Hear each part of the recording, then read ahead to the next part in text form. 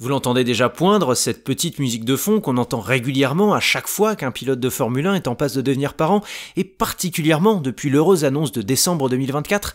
Ben oui, pilote papa égale pilote plus lent, nous raconte-t-on parfois avec, il faut bien le dire, des sabots de plomb. Dernier exemple en date d'une telle finesse d'analyse, l'inaltérable Helmut Marko, qui, plus taquin qu'autre chose, ne manquait pourtant pas cette nouvelle occasion de s'enterrer toujours plus dans une caricature de lui-même. En général, il se dit qu'après avoir eu leur premier enfant, les pilotes vont conduire 3/10 plus lentement, nous expliquait l'Autrichien au mois de janvier dernier. Certes, il me paraît légitime et intéressant d'interroger dans quelle mesure la paternité influence le pilote concerné dans son approche de la course. Par contre, chiffrer l'impact de la procréation sur les aptitudes d'un athlète relève du non-sujet pur et simple, surtout quand l'athlète en question s'appelle Verstappen. Si le quadruple champion du monde doit tomber en 2025, j'ai donc peine à croire que le fruit de son amour avec Kelly Piquet en soit l'origine. Au contraire, de 3 autres signaux bien plus pragmatiques et plus inquiétants qui émanent de sa propre écurie.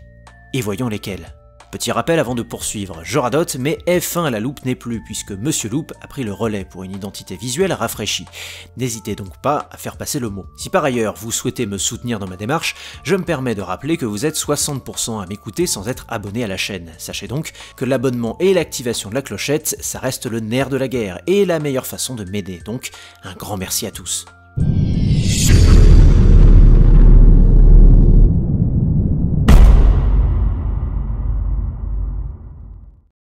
P6 à près de 50 secondes du vainqueur Lando Norris. C'est sur cette dernière note que Max Verstappen et Red Bull nous laissaient en 2024. Et si la maladresse du néerlandais au départ face au ponton droit de la McLaren d'Oscar Piastri avait pipé les dés, de même que l'abandon aussi précoce que pathétique de Sergio Pérez, les données télémétriques ne mentaient pas. La RB20 a terminé le championnat sur les rotules. Monoplace plus capricieuse à régler, abandon du système de freinage asymétrique à partir de Miami, package d'évolution manqué à Barcelone ou encore à Budapest, là où les causes de ce retrait progressif restent difficiles à entériner. Toujours est-il que la saison à venir se veut être un gage de réassurance pour les supporters du Toro ailé avant la rupture de 2026. Or, au-delà des solutions d'ingénierie dont je ne vais pas prétendre ici d'avoir connaissance, il est certain que Red Bull va devoir composer cette année avec 3 défis, en l'occurrence humains, techniques et financiers, qui ne rendront la tâche pour Max que plus ardue en vue d'un 5e titre. Première raison de froncer le sourcil, Liam Lawson. Alors qu'on se le dise, loin de moi l'idée de reprocher à Christian Horner et Helmut Marko de s'être enfin séparés du moribond Sergio Pérez. Au vu de la véritable boucherie comptable que furent les 18 derniers mois du Mexicain, un renvoi s'avérait on ne peut plus logique, voire s'est manifesté bien tard pour des raisons sans doute apparentées au marketing. Tout semble donc indiquer qu'avec les très belles promesses entrevues lors de ses 2 piges chez Racing Bulls, le jeune Lawson ne pourra pas faire pire que son prédécesseur. Mais les résultats en piste sont une chose, le travail effectué au garage et à la simulation, en bonne harmonie avec les ingénieurs, en est une autre. Or, il est indéniable que le feedback technique de Checo a pu ou aurait pu s'avérer déterminant pour la résolution de problèmes des différentes RB pilotées depuis 2021. L'une des preuves les plus flagrantes de cette affirmation reste ce mea culpa public signé Christian Horner en septembre 2024, suite à une erreur de développement du châssis majeur pointée par Pérez lui-même en cours de saison 2023, oui 2023, mais ignorée pendant près d'1 an par une écurie autrichienne anesthésiée par les victoires à profusion de Verstappen. Ce problème est apparu après une mise à jour à Barcelone. Max remportait encore des courses, donc nous n'avons pas prêté suffisamment attention à ce que disait Checo, déclarait Horner aux médias Amus. Reste à savoir si d'un point de vue purement technique, l'arrivée de Lawson, alors même que Red Bull reste plongé dans des tourments que son prédécesseur avait signalés lui-même, relève d'une idée saine. D'un côté, on sera tenté d'affirmer que rien ne peut remplacer l'expérience brute qu'apportait Checo du haut de ses 15 années en Formule 1. Mais de l'autre, on peut aussi y voir une source d'espoir. Le néo-zélandais a fait ses preuves en tant que réserviste chez Racing Bulls depuis 2022, puis chez Red Bull à partir de 2023. De plus, il semble que le style de pilotage du jeune pilote s'accorde mieux avec celui très pointilleux de Verstappen, autrement dit, qui apprécie les monoplaces avec un train avant fort et capable de composer avec un arrière très instable. Des goûts inverses à ceux de Checo, ce qui fatalement avait constitué entre 2021 et 2024 un poids dans le développement ainsi que dans la résolution des failles. Dans tous les cas, sur le plan de la direction technique, recruter Lawson, c'est jouer à qui tout double. Mais Red Bull avait-elle seulement le choix ? Toujours est-il que les problèmes à régler sur la monoplace autrichienne ne relèvent pas que des pilotes, loin s'en faut. Il incombe surtout à une direction technique plus que jamais incarnée par Pierre Vacher de corriger les défauts cumulés depuis 1 an, voire 2, sur cette voiture. Mais quels sont au juste la teneur de ces problèmes? Selon les dires de Max Verstappen lui-même, il concerne un excès de traînée, lequel impose urgemment à Red Bull de concevoir un aileron à faible appui. Mais surtout, c'est l'équilibre général de la monture qui est mis en cause. Lorsque vous rencontrez des problèmes d'équilibre, vous essayez de régler votre voiture pour aller à leur encontre, nous explique Pierre Vacher au début du mois de février. Mais lorsque vous le faites avec l'ensemble des réglages, vous créez encore plus de problèmes, comme la dégradation des pneus, l'instabilité sur les bosses et les soucis de tenue de route. Le français ne le cite pas, bien évidemment, mais entre les lignes, l'on peut percevoir par cette citation ce qui commence à rattraper l'écurie autrichienne et qui sera notre deuxième source d'inquiétude quant aux chances de Max en 2025, à savoir les effets néfastes de la fuite des cerveaux. Will Courtney, Jonathan Whitley, Rob Marshall et bien sûr Adrian Newey ont en effet tous quitté le navire au cours des 2 dernières années, tout en ayant joué un rôle crucial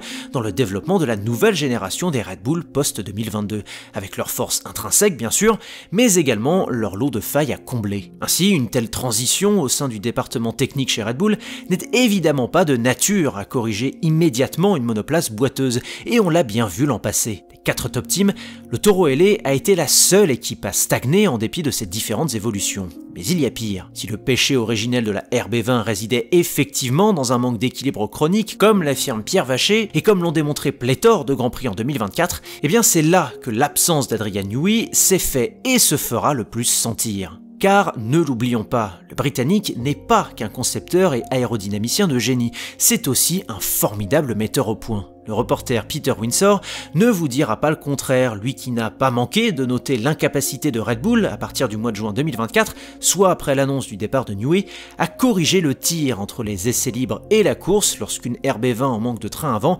exaspérait son triple champion du monde de pilote d'alors. Depuis la nouvelle du départ de Newey, l'écurie semble s'être effondrée, indiquait-il en septembre 2024. C'est facile à dire, certes, mais c'est pourtant aussi simple que cela. Voilà qui souligne à quel point Newey était bon dans la mise au point des réglages pour la voiture de Max en particulier.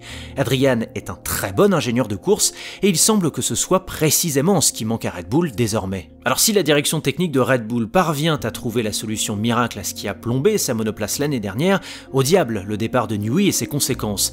Mais alors que Pierre Vacher a encore indiqué en ce mois de février que l'écurie continuerait à privilégier la vitesse pure plutôt qu'une plage de fonctionnement plus large pour sa RB21, l'on est en droit de se poser la question de savoir si la saison 2025 ne sera pas une redite plus radicale de sa devancière.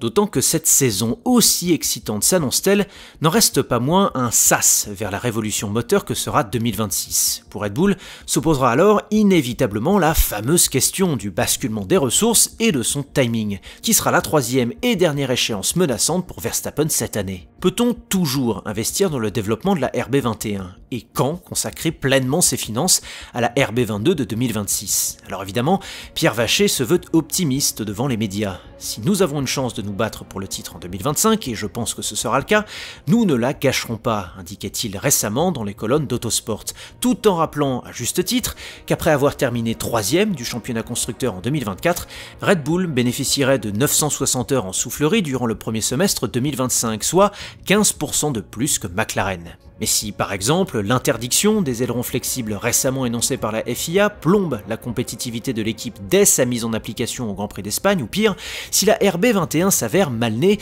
eh bien tout porte à croire que Red Bull, plus que quiconque, ne s'acharnera pas sur 2025. Pourquoi ? Car plus que pour McLaren, Ferrari et Mercedes qui savent un minimum sur quel pied ils danseront, 2026 sera au contraire un saut dans l'inconnu complet pour l'écurie autrichienne, elle, qui est sur le point de troquer un motoriste ayant drastiquement enrichi son palmarès contre une association obscure avec Ford qui, jusqu'à preuve du contraire, n'a pas eu d'expérience significative récente dans la conception et le développement de moteurs en Formule 1. Autrement dit, Red Bull aurait davantage de raisons que ses concurrents de lâcher le championnat 2025 au profit de son successeur, d'autant plus avec le plafond budgétaire en place. Finalement, Max Verstappen n'est que le protagoniste invisible de cette analyse. Questionner son aptitude à décrocher une 5e couronne est en effet sans intérêt, tant je considère sa supériorité actuelle en tant que pilote écrasante, quel que soit le plan étudié. C'est plutôt la structure vacillante sur laquelle il s'appuie qui pourrait le faire tomber à court terme. L'éternel inconnu du deuxième pilote, les effets rétroactifs de la fuite des cerveaux et l'aventure de 2026 font ainsi de 2025 une saison de tension immédiate pour l'écurie Red Bull, contrainte, sous la direction de Pierre Vacher, à l'accouchement d'un taureau aux ailes retrouvées pour le mois de mars. Sans quoi, cette chute ne sera pas un épiphénomène, mais simplement un révélateur supplémentaire du déclin lancinant du modèle Red Bull Racing dans son entièreté, poussant son pilote fétiche vers une inéluctable sortie. Merci d'avoir écouté cette analyse, j'espère qu'elle vous aura plu. N'hésitez pas à liker, commenter, partager et vous abonner à la chaîne si vous estimez que le contenu le mérite. A très vite pour une prochaine vidéo. Allez, ciao!